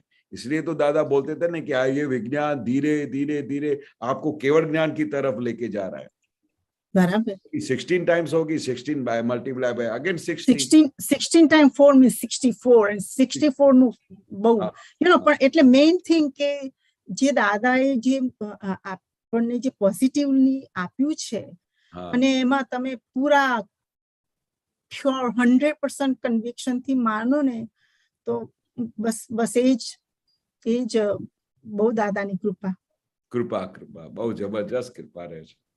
यस ये दादा कहे छे ने आपका निश्चय होगा ना पक्का तो मेरी पूरी सभी शक्तियां आपके सामने आ जाएगी. आपकी खाली तैयारी होनी चाहिए. दादा बार बार बोलते थे मैं आपको पूरी शक्ति देने के लिए आया हूं, पूरा विज्ञान दिया है, पर आपकी सिग्नेचर चाहिए, आपकी तैयारी चाहिए. आप टॉप ऑफ द वर्ल्ड आपको पहुंचा सकते, केवल ज्ञान तक लेके जा सकते हैं. बराबर છે. બહુ I mean આવું છે ને everybody should listen to this again. It's so good. The part number 6 of Dada Bhagwan Satsang topic, Samta, and it came on Hanuman na દિવસે હતું 17th of April. અને દાદા આમાં જે કહું છે બહુ સરસ છે, એટલે just want to share that. અને આપે બહુ સરસ પ્રકાશ પાડ્યો. જય સચ્ચિદાનંદ. નમસ્કાર. जय. ओके दीपक आनंद जी, आपको क्या क्वेश्चन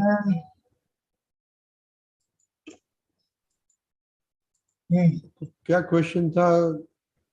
हमको भी आपको क्वेश्चन करने के बाद में मूल बात तो यह है कि हमें जो दादा भगवान ने दिया है उसे बहुत समझने की जरूरत है, और मेरी इच्छा है कि केशवानंद जी विज्ञानंद जी बाहर आ गए हैं, लेकिन वे दादा भगवान के साथ रहे हैं, दादा भगवान के साथ रहे हैं, तो उनको दादा भगवान ने जो जो प्रयोग दिखाए हैं, करवाए हैं, क्योंकि काफी अरसे तक वे साथ रहे, बहुत निकटता से रहे, बहुत सेवा की, तो इतना तो उनको लाभ मिल ही जाता है, क्योंकि दादा खुद ऐसे रहते थे और जो उनकी सेवा में है उनको कंपलसरी लेना पड़ता था. तो ये तो जरूर से केशवानंद जी में बता सकते हैं. जय सच्चिदानंद. जय सच्चिदानंद. और खास करके छठी कर्म के संबंध में जो हम पुरुषार्थ में रखे. सही बात है. बहुत ही दादाजी के साथ रहते रहते बहुत अच्छे अनुभव होते थे, और हमें बार बार ऐसा लगता था कि क्या हमने गए जन्म में कुछ ऐसा किया होगा जिसकी वजह से हमको दादा भगवान हमारे साथ मिले, हम उनके साथ रह सकते थे, उनको टच कर सकते थे, उनके साथ बातें कर सकते थे, और हमारी हर एक चीज में हमारी हर वीकनेस में वो हमको डायरेक्शन देते थे, वो हमको बता देते कि ऐसा करने से क्या होने वाला है, ये प्रकृति को कैसे पकड़ने का, अंदर कैसे कैसे चोर बैठे उनको कैसे निकालने का, किस तरह से ये हमारे पे हावी हो जाते हैं, किस तरह से हमारा पूरा सुख चैन बिगाड़ देते हैं, किस तरह से हमारा अंदर का आनंद जो जिसका आत्मा का जो स्वभाव है, आनंद ज्ञाता दृष्टा प्रमाणादि स्वभाव, उसमें से कैसे बाहर निकाल देते हैं. वो दादा को जैसे ही दिखाई देता था ना तो एकदम बोलते थे क्या हुआ, आज चेहरा क्यों ऐसा गिर गया है, क्या हुआ. वो दादाजी को पता चला, क्योंकि दादा खुद हर पल हर घड़ी हर सेकंड वो स्व में रहते थे, और स्व से एक सेकंड के लिए भी दूर हो तो फिर तो चेहरे पे असर हो जाता है. तो दादा ने हमको हर पल, हर घड़ी, हर संजोग में से इस तरह से बाहर निकाला। कितनी भी बार हम बोलते थे दादाजी ये हमसे नहीं होता है, तो वो नेगेटिव तो दादा को बर्दाश्त नहीं होता था। बोलते थे क्या बोला, નથી થતું था, या वो शब्द डिक्शनरी में हो જ नहीं, ऐसा शब्द होना ही नहीं चाहिए हमारे, નથી થતું। फिर से मेहनत करो, फिर से कोशिश करो, फिर से सब भूल हो गया उसकी चिंता मत करो, प्रतिक्रमण करो। हमारे से कितनी सारी भूलें हो जाती थी। दादा को हम चिट्ठी लिख के देते थे, 10-10 पेज की चिट्ठी बना के देते, दादा ये हो गया। तो दादा बोलते थे ऐसा खुला करना सीखो, ये खुला जब तक नहीं करोगे तब तक ये भूत आपके खाली होंगे नहीं। ये दादा ने सबसे बड़ी हमको साइंस हाथ में दी। और आप बिलीव नहीं करोगे कि जब तक हमने दादाजी के सामने हम हमेशा अपने आप को बहुत अच्छा साबित करने की कोशिश करते थे, क्योंकि दादाजी तो इतने निखालस थे ना, तो स्टार्टिंग में तो बहुत प्रशंसा करते थे। दादा बोलते थे एक बार उसको चोटने तो दो, एक बार चोट जाए तो उसका रोग फिर बाद में निकालेंगे, अगर पहले से ही वो चोटेगा नहीं तो उसका रोग कैसे निकालेंगे। तो पहले स्टार्टिंग में दादा बहुत प्रेम देते थे, बहुत, इतना प्रेम देते थे कि हम समझ, कभी हमारी गलती भी हो जाए ना तो हम खुला नहीं होने देते कि दादाजी इतनी प्रशंसा करते तो हम कैसे खुला करें। तो हम दादाजी के सामने बहुत अच्छा बनने की कोशिश करते थे, बहुत अच्छा, और मेरे जैसा अच्छा कोई है नहीं, दादा भी बहुत प्रशंसा करते थे।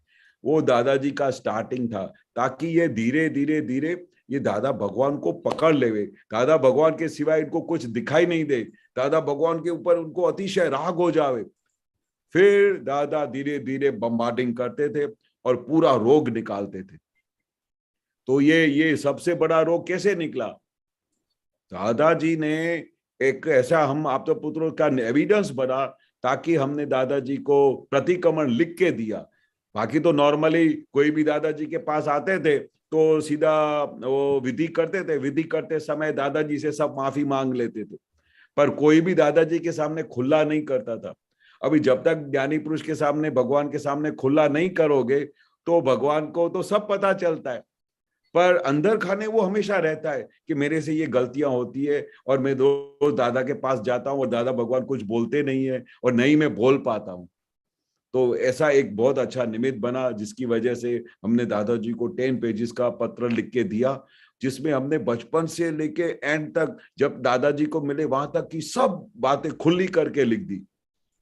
और जिस समय दादाजी ने वो खुली किताब पढ़ी, वो पढ़ने के बाद मैंने लिख के पूरा किया और वो खुली हो गई, उसके बाद अंदर से सब डर खाली हो गया, अंदर से सब भूत भाग गए, क्योंकि दादा भगवान के सामने खुला कर दिया। अभी दादा भगवान के सामने खुला किया, वो साक्षात परमात्मा है, अभी जो सजा दे, जो वो हमको दे, इट वाज एक्सेप्टेड। पर वो जब तक वो लिखा नहीं था ना, तब तक सर पे बहुत बोझा रहता था, इतना बोझा रहता था कि कुछ चैन भी नहीं आता था। भगवान के साथ रहने के बाद फिर चैन नहीं आवे तो वो तो बर्दाश्त नहीं हो। तो ये अंदर से एक स्फुरणा हो गई कि दादा भगवान को खुला करके लिख देते, और दादा भगवान को एक बार खुला करके लिख दिया, पूरा हल्का फूल की तरह हो गया, और हल्का फूल की तरह हो गया, बहुत रोया और अंदर से पूरा सब रोग निकल गया।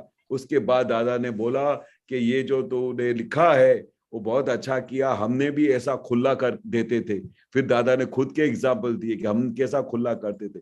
एक बार खुला करने से क्या हो जाता है कि अंदर का जो बैठा है ना, वो डर जाता है कि ये सब बातें खुली कर देता है, तो वो जो भी रोग थे ना, उस डर के बारे सब भाग जाते हैं।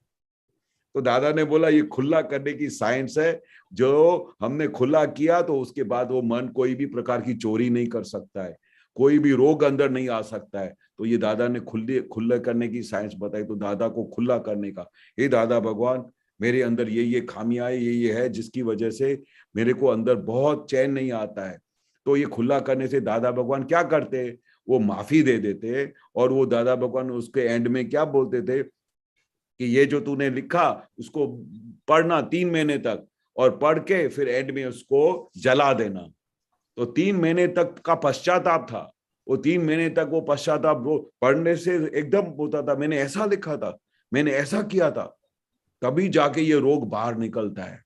तो ये दादा की जो साइंस थी ना खुला करने की, जिसकी वजह से उसके बाद आज दिन तक कभी सर पे ऐसा बोझा नहीं, कभी ऐसा नहीं हुआ, क्योंकि हल्का फूल बन गया, क्योंकि खुला कर दिया। और फिर उसके बाद सब अंदर हो गए कि ये तो ऐसा इंसान है कि किसी के भी सामने खुला कर देगा। हम आपदा पुत्रों के सामने खुला कर देते तो वो सब खुला करने से सबको पता चलता है। हम नॉर्मली प्रकृति कैसे होती है, सबके सामने अच्छा बनने की कोशिश करती, पर ये दादा की साइंस ने खुला करने को ऐसा कर दिया कि धीरे धीरे धीरे अंदर की सब भूतें, सब वीकनेस, सब नेगेटिव्स खाली होती गई, क्योंकि उनको पता चल गया ये तो अभी इस घर में रहने जैसा नहीं है, ये तो हर जगह पे खुला कर देगा। तो दादाजी का ये बहुत बड़ा हमको लाभ हुआ, जो सबकी वजह से सबके द्वार खुल गए और सब लोगों ने दादाजी के सामने खुला प्रतिक्रमण लिखना शुरू किया। ये तो एक बहुत बड़ा किताब बनने वाला था उस जमाने में। तो खेतसी भाई ने बोला कि ऐसा ऐसा सब लोग लिखते हैं, लोग पढ़ेंगे आगे चल के तो ये बोलेंगे कि ऐसे दादा के बात में। फिर वो बुक को बंद कर दिया, क्योंकि सब ने प्रतिक्रमण लिखे थे, सब ने 10-10 पेज के प्रतिक्रमण लिख डाले, इतना बड़ा बुक हो गया। और वो बुक फिर दादाजी ने पढ़ा, बोला दादा बोला सब लोगों ने ऐसे बात में कि उन्होंने ऐसा ऐसा किया तो लोग क्या समझेंगे। तो लोगों को तो इतना ख्याल नहीं ना कि प्रतिक्रमण क्या होता है, वो तो ऐसा ही समझेंगे कि ये ऐसे ऐसे महात्मा गलतियां करते थे, फिर दादा से माफिया मांगते थे। पर ये चीज जो दादा ने बोली, दादा ने भी बोला ये तो किताब छपने जैसा है कि ऐसा कोई प्रतिक्रमण इस धरती पे कर सकता है, ज्ञानी पुरुष के सिवा कोई भी ऐसा प्रतिक्रमण नहीं कर सकता है। इसके कितना भी हो, हस्बैंड हो, वाइफ हो, बच्चे हो, एक दूसरे के साथ कितना भी उनका लगा हो, तो भी इतना खुला कोई नहीं कर सकता जितना ज्ञानी पुरुष के सामने इन सब महात्माओं ने खुला किया। तो खुला करने की साइंस कैसी थी कि सबके महात्माओं के सबके रोग बाहर खलास हो गए, सब प्योर होते गए, सबके अंदर जो भूतें थी, क्योंकि जब वो भूत अंदर रहते हैं, चोर अंदर रहते हैं, तो चैन नहीं आता है और उसको कोई निकाल भी नहीं सकता है। ये तो ज्ञानी पुरुष थे जिन्होंने ऐसे अपने इतना अतिशय प्रेम देके, अतिशय हमारे को इतना राग हो जाए, ऐसा स्टाइल से, ऐसी कला से उन्होंने हम सबके रोग निकाले। जय सच्चिदानंद। जय सच्चिदानंद। तो दीपक आनंद जी, तो आपने Yes. तो आप अकेले तो नहीं आए, तो आपको बोलो, आपका दादा ने आपने क्या कलम 6/12 में क्या किया, तो आपका एक्सपीरियंस बोलो। एक बार ऐसी स्थिति हो गई थी कि मैं और पुनीनानंद जी साथ में दादाजी के दर्शन करने गए। वो अंदर रूम में बैठे थे, वो वेरी कॉमनली गद्दे पर बैठे थे और किनारे पर बैठे थे, और हम लोग जैसे गए वैसे उन्होंने कहा कि मैं आप पर खुश नहीं हूँ। तो मुझे तो बड़ा धक्का लगा। तो मैंने कहा तो दादा आप बताएं मैं क्या करूं। फिर उन्होंने कहा विधि कर लो, और फिर कहा कि ये जो 9 कलम वगैरह सब है उसका बड़ा उपयोग, अच्छा उपयोग करो। तो फिर उन्होंने कहा पुनीनानंद जी कैसे ठीक सब कर रहे हैं, ऐसा करके उनके लिए बताया। तो फिर उसके पीछे में लग गया तो बहुत फर्क पड़ा, क्योंकि साइट पे जाना रहता था। तो बोले जब फ्री टाइम में सब यही स्क्रू टाइट करना है, तो उसके आधार पर हमें ये बहुत अच्छा लाभ मिला। कविराज का जो पद है ना, सब 5-6 उनके जो पद है ब्रह्मचर्य पर, वो हम बहुत ललकारते थे, और ऐसा हर रोज डेली बेसिस पर वर्षों तक ये करते रहे। तो इस तरह से बहुत, और सबसे बड़ा तो दादाजी का जो उनका जो लगाव था ना, वो हमें बिल्कुल केंद्रित रखती थी, क्योंकि और कोई विचार और कोई सोच और कोई प्लान कुछ नहीं। जैसे छुट्टी मिली चलो दादा के पास, और कोई विकल्प ही नहीं था। और उसी तरह से जो बड़ौदा में थे उनका भी वैसा ही था, स्कूल गए, कॉलेज गए, नहीं गए, जैसे दादा बड़ौदा में है तो उनको वहां पहुंचना ही है, पहले घर से तैयार होकर सीधा दादा के पास जाओ, दादा से कॉलेज में जाओ, कॉलेज से दादा के पास आओ, फिर घर पर जाओ। खाने की तो कभी कोई पड़ी ही नहीं थी कभी भी। तो इस तरह से हमें अपने आप को वेल फोकस्ड रखेंगे ना, इस तरह से। एक बात सही है कि दादा ने हमें पकड़ के रखा था क्योंकि दादा की उपस्थिति थी। अभी हमें दादा को पकड़ना है, वो हमें बहुत सोच समझ के, जैसे इसीलिए कहा कि अब काम कैसे निकलेगा, तो बोला कि बंदर की जैसे, बंदर के बच्चे की जैसे वो कैसे अपनी माँ को पकड़ के रखता है, ऐसे पकड़ के रखना है। और वो हैंडल मारना पड़ेगा अभी। पहले तो क्या बोले, वो ये बिल्ली की तरह बच्चों को जैसे बिल्ली संभालती रहती है, इधर उधर हो गए बच्चे तो फिर से उठा के वापस सेफ जगह पे ले आती है। ऐसा दादा ने किया, आखिर दम तक किया। और इसके लिए ही आज मैं तो कहता हूँ हम सब दादा दादा करते हैं, वरना कुछ और ही करते होते। बिल्कुल। जय सच्चिदानंद। जय कैसे मानो जी आप बताएं, क्योंकि ये लाभ आपको बड़ा अच्छा मिला। हम तो इस तरह से आते थे छुट्टियों में, जब छुट्टी मिली तो हम दादा के पास पहुंच जाते थे। वो खेची बहुत कमाल की खेच होती थी। एक पल भी ऐसा रहता था कि भाई दादा के आंखों के सामने उज्जवल नहीं हो जाए, और रोज नए नए प्रकार के हम रास्ते ढूंढ निकालते थे कि कैसे हम दादा के पास रहे। घर में से सबको ऐसा होता था कि दादाजी ये भी बोलते थे कि घर वालों को खुश करके आने का। अभी दोनों तरफ से ऐसा होता था। कभी कभी तो ऐसा हो जाता था कि जब हम दादा के पास जाते उसी समय हमारे मम्मी पापा काम दे देते थे, तो मैं ये भी कर गया। तो फिर उस समय तो मन ऐसा कूदा कूद करता था कि उनको पता नहीं कि अभी मैं दादा के सिवाय रह नहीं सकता हूँ और मेरे को ऐसा काम मिलता है। पर वो दादाजी के पास ऐसे हम जा भी नहीं सकते थे, क्योंकि दादा ने बोला था कि घर वालों को खुश करके आने का, नहीं तो नहीं आने का, नहीं तो इधर तुमको आने नहीं देंगे। फिर उस समय अंदर में इतना होता था कि कैसा मेरा ऐसा दिन आएगा कि जो कोई मुझे काम ही नहीं दे, सिर्फ मैं दादा के पास पड़ा रहूंगा। तो वो भावना भी दादा भगवान की जो आपके अंदर जो भावना है ना, तो वो भावना भी ऑटोमेटिक धीरे धीरे संजोग लेके आती है। ये दादा की बहुत अच्छी हमको साइंस पता है कि अंदर अंदर खाने से भाव रखने का कि मैं ज्ञानी पुरुष के सिवा मुझे और कुछ नहीं चाहिए, तो धीरे धीरे ऐसे संजोग मिलने लगे। ऐसे कमाल के समय दादा ये दादाजी ने बताया ना कि आपका निश्चय पक्का होना चाहिए, फिर पूरा पूरा ब्रह्मांड आपको हेल्प में आ जाएगा। तो ऐसे ऐसे हमारा जैसे दादा के लिए खेच पड़ती थी, जैसे हमको ऐसा विचार था कि हम दादा के साथ 24 घंटा पड़े रहे, दादा की सेवा में रहे, तो ऐसे धीरे धीरे से सामने से ही हमारे संजोग आने लगे। सामने से ही हमारे घर परिवार वालों ने बोला कि तू दादा के पास बैठ। तो अच्छा, पिताजी भी बोलते थे सब इधर हम संभाल लेंगे, 8 बच्चे है ना, तेरे को दादा के लिए बहुत है ना, तू जा भले दादाजी के पास। तो क्योंकि निश्चय होता था, अंदर दादा के लिए खेच होती थी। और सबसे इंपॉर्टेंट चीज क्या थी कि ऐसा प्रेम हमने कभी देखा ही नहीं था। मैं कल्पना नहीं कर सकता था, वर्णन नहीं कर सकता था, देखने से ही लेता था।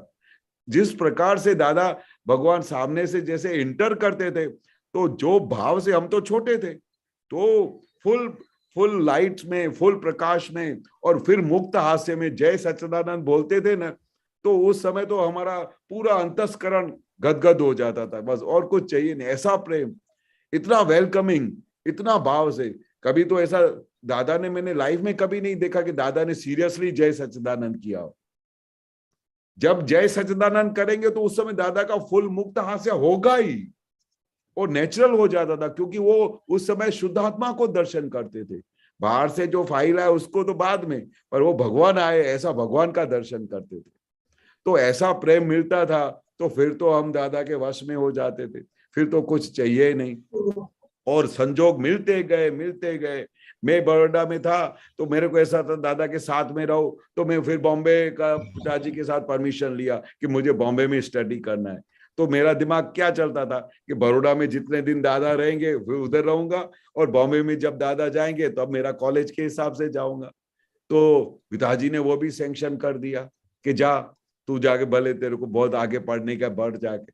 अभी हमारे अंदर में तो वो विचार था, क्योंकि वो दादा की वो स्टोरी सुनी थी कि मेरा फादर मेरे अपने अपने स्वार्थ में, और वो ये जो मेरा भाई वो अपने स्वार्थ में, मैं अपने स्वार्थ में। वो जो दादाजी को वो एक स्टोरी है ना, जो दादाजी को वो सूबेदार बनाने के लिए वो पढ़ाई के लिए भेजना चाहते थे उनके फादर और भैया भाई उनके, तो दादाजी एसएससी में फेल हो गए। क्यों फेल हुए? कि उनको अपना स्वाद चाहिए था कि मुझे तो मोक्ष में जाने का है, ये क्या मुझे सूबेदार बनाने को जाएंगे। तो दादा का एक वाक्य था कि परवशता आई डोंट वांट, ऐसा बोलते थे। तो वो मुझे हाथ में मिल गया कि वो सब लोग अपने अपने कि मैं पढ़ने जा रहा हूं, पर मैं अपने स्वार्थ में था कि मुझे दादा का साथ मिलेगा ना, इसलिए मैं बहुत पढ़ाई करने के लिए बॉम्बे जा रहा हूँ। तो पिताजी ने बोला जा जा जाके पढ़ जितना पढ़ने का है। तो हम अपना स्वार्थ को, जो अपने भाव को पकड़ लेते हैं ना, तो वो देवी देवताओं ही हाजिर। वो दादा भगवान भी जानते थे कि इसका ये भाव है, तो वैसे ही वो दादा भगवान संजोग लेके आते थे, तो कोई ऑब्जेक्शन ही नहीं करता था, सामने से बोलते थे जा भले तू जाके पढ़। और फिर हमको इस तरह से दादाजी का साथ मिलता गया। और एक ही था कि बस जो ज्ञानी पुरुष के साथ रहने का जो मौका मिल जाए ना, तो इससे बड़ा दुनिया में सबसे बड़ा कोई खजाना नहीं मिला है। ऐसा खजाना हमको हाथ में आ गया। बस अभी ऐसा होता है कि बस जो दादा ने हम सबके ऊपर मेहनत की, सबको इतना सजाग किया, जागृत किया, और किस तरह से दादा को हमने देखा कि दादा जो जो एक एक चीज बोलते थे उसमें वो खुद रहते थे। खाली वो बोलने के लिए नहीं बोलते थे, वो उसमें से पसार हुए थे, हर एक चीज में से गुजरे थे, और हर एक चीज वो जो फॉलो किया था उन्होंने, वो ही चीज हम सबको देते थे। तो दादाजी को हमने ऐसा देखा, उनकी हर एक बात को देखा, कैसे एडजस्टमेंट करते थे। 60,000 महात्माओं के साथ एडजस्ट करना कोई मजाक नहीं। हर एक का स्वभाव अलग, हर एक की प्रकृति अलग।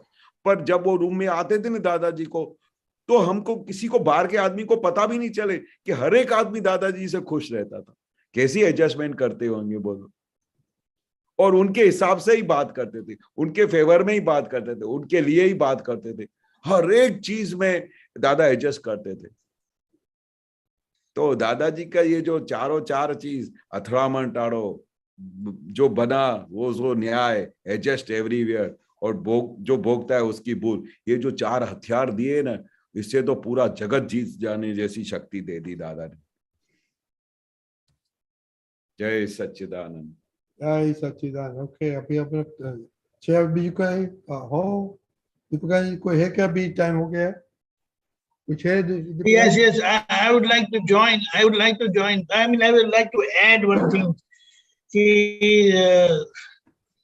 मुझे एक अच्छा एनालिसिस हुआ था कि अब क्या किया जाए, कि अगर हमें बेनिफिट लेना ही है, तो एक एनालिसिस से ऐसी बात हुई कि नंबर 1, दादा की उपस्थिति में जो हो सकता है हमें पूरी कोशिश करनी चाहिए, तो जितना भी हो सके उतना दादा का सानिध्य मिले, नंबर 1। नंबर 2, जब दादा अमेरिका जाते थे तो मैं मैक्सिमम टाइम फ्री टाइम पुत्रों के साथ गुजारता था। वो जो भी है, मैं कभी वो क्या करते हैं वो देखा नहीं है।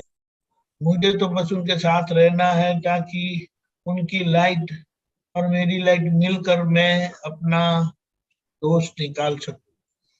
और मुझे बड़ा आनंद आता था, बड़ी प्रसन्नता रहती थी कि किस तरह से मैं अपना फ्री टाइम किसी के इसमें ही गुजारूं। तो इसके परिणाम से, जैसे ये बच्चों को बोलते हैं ना कि मेरा सत्संग कभी छूटे नहीं, तो ये बहुत बड़ी अच्छी प्रार्थना है, जिसके परिणाम से कम सत्संग छूटता है। अगर मैं क्या बोलूं कि इंटरेक्ट नहीं कर सकता सत्संग में, लेकिन मैं सुनता रहता हूँ, सत्संग चलता है, जब चलता रहता है, तो ड्राइविंग में वगैरह, ट्रेन में या ऐसा है। तो ये हमारे लिए बहुत जरूरी है कि हमारा फोकस सत्संग में रहे। और व्यवहार तो ऐसी चीज है ना, वो हमें कंपलसरी उठा के अपना टाइम ले ही लेती है, और उसके लिए हमें कोई झगड़ा भी नहीं है। उसके लिए तो हम संभव से निपटारा करने के लिए ही रहते हैं, बिल्कुल तैयार ही रहते हैं। लेकिन जब हमारा फ्री टाइम है तो उसका इस तरह से उपयोग कर लेने में हमारी सार्थकता होगी, और सत्संग को किस तरह बढ़ावा मिले, हमारी जागृति कैसे बढ़े। और सबसे बड़ी बात, हमारा उल्लास कभी टूटना चाहिए नहीं, कुछ भी हो, कुछ ही हो। हमारी प्रसन्नता जो है ना, उल्लास का मतलब एक हमें अंदर से प्रसन्नता रहती है, और वो कभी टूटनी नहीं चाहिए।